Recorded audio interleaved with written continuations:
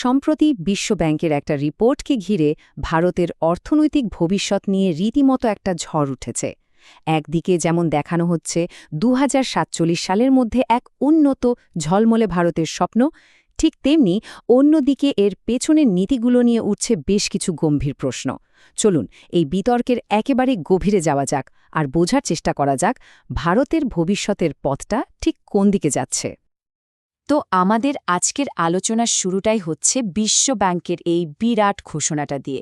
কিন্তু এই স্বপ্নটা সত্যি করতে হলে ভারতকে ঠিক কিসের মধ্যে দিয়ে যেতে হবে, আর এর জন্য কি কোনো মূল্য চোকাতে হতে পারে? প্রশ্নগুলো কিন্তু এখানে। এই পুরো বিষয়টা বুঝতে হলে আমরা কয়েকটা ধাপে এগোব। প্রথমে দেখব বিশ্বব্যাংকের স্বপ্নটা ঠিক কী, তারপর শুনব কেন একে কর্মসংস্থানহীন বৃদ্ধি বলে সমালোচনা করা হচ্ছে। এরপর শ্রমিক আর কৃষি নিয়ে যে তুমুল বিতর্ক চলছে সেটাও খতিয়ে দেখব। আর সবশেষে ভারতের ভবিষ্যতের জন্য যে দুটো সম্পূর্ণ আলাদা রাস্তা তৈরি হচ্ছে তার একটা তুলনা করব। সমালোচকরা বলছেন বিশ্বব্যাংকের এই প্ল্যানটা অনেকটা গাজর আর লাঠি দেখানোর মতো। মানে একদিকে গাজর হিসেবে দেখানো হচ্ছে একটা উচ্চয়ের দেশের স্বপ্ন, কিন্তু সেই স্বপ্ন পূরণের জন্য যে লাঠিটা ব্যবহার করা হচ্ছে সেটা হলো একগুচ্ছ কঠোর নয়া উদারবাদী সংস্কার।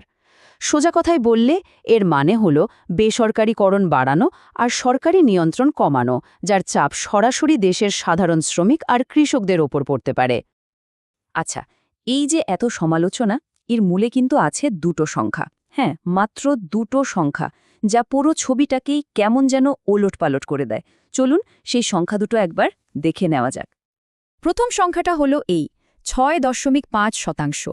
সরকার আর বিশ্বব্যাংক দুপক্ষই এটাকে ভারতের অর্থনৈতিক সাফল্যের একটা বিরাট প্রমাণ হিসাবে তুলে ধরছে।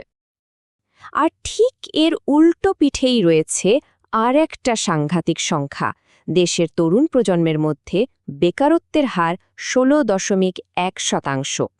মানে একদিকে দেশের অর্থনীতি তরতর করে এগোচ্ছে, আর অন্যদিকে দেশের তরুণদের একটা বিশাল অংশ বেকার। এই দুটো সংখ্যাকে পাশাপাশি রাখলেই কিন্তু আসল সমস্যাটা চোখে পড়ে। বামপন্থী দলগুলো ঠিক এই ব্যাপারটাকেই বলছে কর্মসংস্থানহীন বৃদ্ধি। তাদের কথাটা খুব সহজ, দেশের সম্পদ বাড়ছে, জিডিপি বাড়ছে, কিন্তু সেই বৃদ্ধির সুফল সাধারণ মানুষের কাছে পৌঁছাচ্ছে না, নতুন চাকরি তৈরি হচ্ছে না। বিষয়টা অনেকটা বেলুনের মতো, যা বাইরে থেকে ফুলছে কিন্তু ভেতরটা ফাঁপা। অর্থনীতিবিদরা এই পরিস্থিতিকে একটা দারুণ নামে ডাকেন, কে শেপড রিকভারি। ভাবুন তো ইংরেজি কে অক্ষরটার কথা। এর একটা ডানা উপরের দিকে উঠছে, আরেকটা নিচের দিকে নামছে।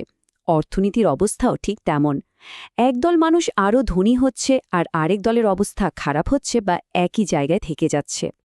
দারিদ্র্যের পরিসংখ্যান নিয়েও ঠিক একই রকম দুটো ভিন্ন চিত্র।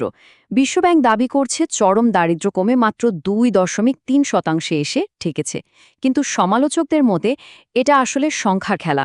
দারিদ্র্য মাপার যে মাপকাঠি সেটাই নাকি অবাস্তবভাবে এতটাই নিচে নামিয়ে আনা হয়েছে যে কোটি কোটি গরিব মানুষ সরকারি হিসেবের খাতা থেকেই বাদ পড়ে গেছে। তো এই যে কর্মসংস্থান তৈরি হচ্ছে না, এর সবচেয়ে বড় ধাক্কাটা কাদের ওপর পড়ছে? স্বাভাবিকভাবেই দেশের কোটি কোটি শ্রমিক আর কৃষকদের ওপর। চলুন দেখি তাদের ভবিষ্যৎ নিয়ে কী ধরনের বিতর্ক তৈরি হয়েছে। বিশ্বব্যাংকের একটা বড়সড় সুপারিশ হল কৃষি থেকে মানুষজনকে সরিয়ে শিল্প আর অন্যান্য কাজে নিয়ে আসতে হবে। তাদের টার্গেট, দেশের কর্মশক্তির ৪৫% কম যেন কৃষির ওপর নির্ভরশীল থাকে। আর এর সাথেই আসছে ফ্লেক্সিবল লেবার মার্কেটস বা নমনীয় শ্রম বাজারের ধারণা। শুনতে ভালো লাগলেও এর একটা অন্য দিকও আছে। একদিকে বলা হচ্ছে এতে ব্যবসা করা সহজ হবে, কিন্তু শ্রমিক সংগঠনগুলো এর নাম দিয়েছে হায়ার অ্যান্ড ফায়ার নীতি। মানে যখন খুশি কর্মী নিয়োগ করো আর যখন খুশি ছাঁটাই করে দাও। কৃষক সংগঠনগুলো তো আরও এক ধাপ এগিয়ে বলছে এটা আসলে কৃষকদের জমি থেকে উৎখাত করে শহরের সস্তা মজুর বানানোর একটা ছক। তাদের ভয় এর ফলে কর্পোরেট সংস্থাগুলো খুব সহজে কৃষি জমি দখল করে নেবে। এখন প্রশ্ন হল, এই যে এত বড় বদল, এর জন্য তো প্রচুর টাকা দরকার। সেই টাকাটা আসবে কোত্থেকে? আর এখানেই উঠে আসছে দেশের সার্বভৌমত্বের প্রশ্নটা। মানে দেশের অর্থনীতি চালানোর চাবিকাঠিটা ঠিক কার হাতে থাকবে? বিশ্ব ব্যাংক চাইছে ভারতে বিনিয়োগের হার বাড়িয়ে জিডিপির 40% নিয়ে যেতে। একবার ভাবুন, জিডিপির 40%, এটা একটা বিশাল অঙ্ক। তো এই বিপুল টাকা আসবে কোথা থেকে? পথটাও বাতলে দেওয়া হয়েছে। বিদেশি বিনিয়োগের জন্য দেশের দরজা হাট করে খুলে দাও, দেশের ছোটখাটো শিল্পকে দেওয়ার সুরক্ষা তুলে নাও, আর দক্ষতা বাড়ানোর নামে সরকারি সম্পত্তি বিক্রি করে দাও। সমালোচকদের মতে এর আড়ালে আসলে দেশের সম্পদ বিদেশি কোম্পানির হাতে তুলে দেওয়ার ব্যবস্থা করা হচ্ছে। তাহলে দেখুন, আমরা আসলে দুটো সম্পূর্ণ ভিন্ন রাস্তার মোড়ে এসে দাঁড়িয়েছি। এটা শুধু নীতির সমালোচনা নয়, এটা বিকশিত ভারত বা উন্নত ভারত গড়ার দুটো আলাদা মডেলের লড়াই। এই টেবিলটা দেখলে পুরো ব্যাপারটা জলের মতো পরিষ্কার হয়ে যাবে।